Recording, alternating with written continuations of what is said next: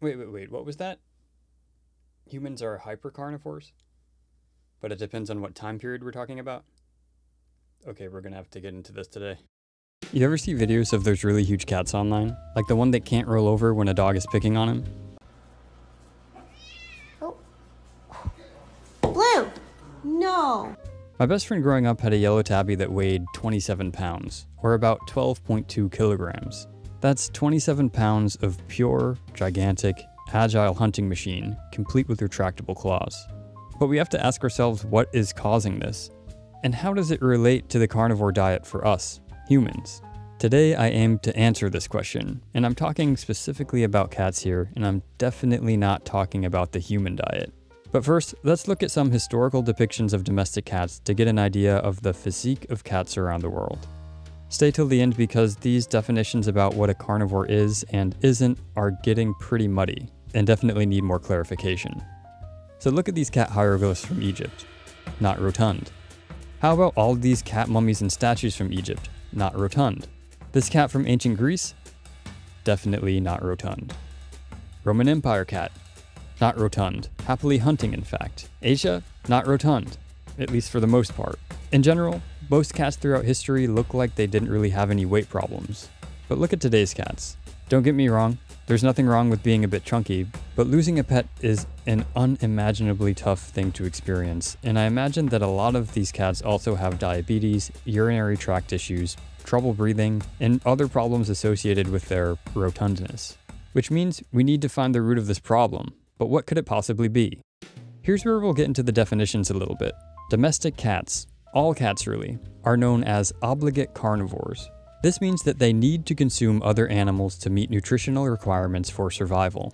They lack the internal pathways to digest plant material, although they can tolerate a little bit of the plant matter that's in, for example, the organs of the animals that they eat.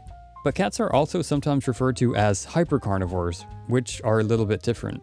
Hypercarnivores are generally defined as animals whose diet consists of more than 70% meat, but they can consume other food like plants.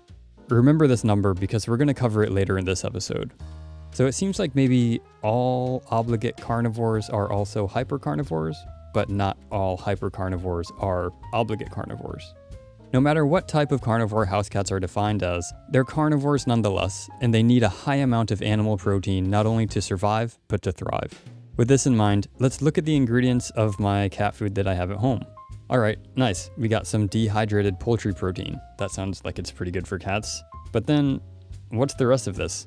Rice, wheat gluten, wheat, corn, wheat flour, vegetable fibers, corn gluten, beet pulp, and soybean oil? Is this why my cats have gigantic poops? And seriously, soybean oil? Contemporary hunter-gatherer humans have a linoleic acid intake of 2 or 3% of their total intake, so a cat's requirement for linoleic acid is probably a fraction of that since they're obligate carnivores.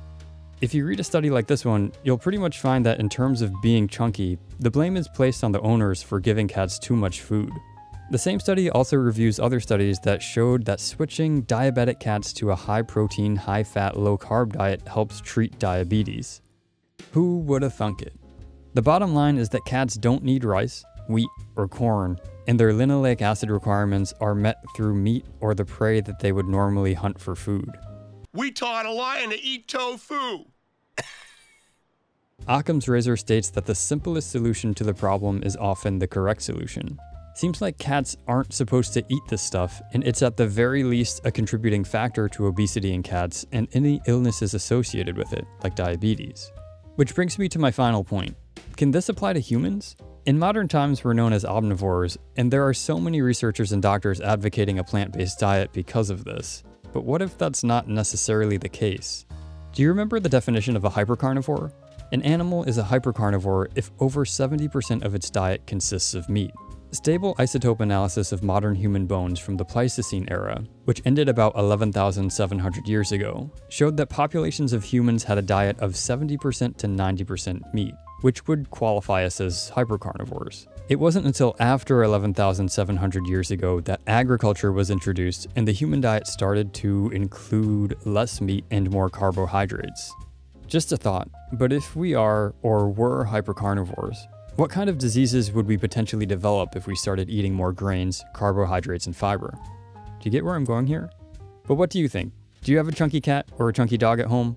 What do you think might be causing modern chronic illnesses in cats and dogs? Does it track with recent changes in the human diet, like eating hyper-processed foods or increasing carbohydrates in our diets? Let me know in the comments below so we can continue this conversation. If you learned something new or enjoyed the video, please subscribe to the channel and share this video with a friend. Thank you so much for watching. Take care.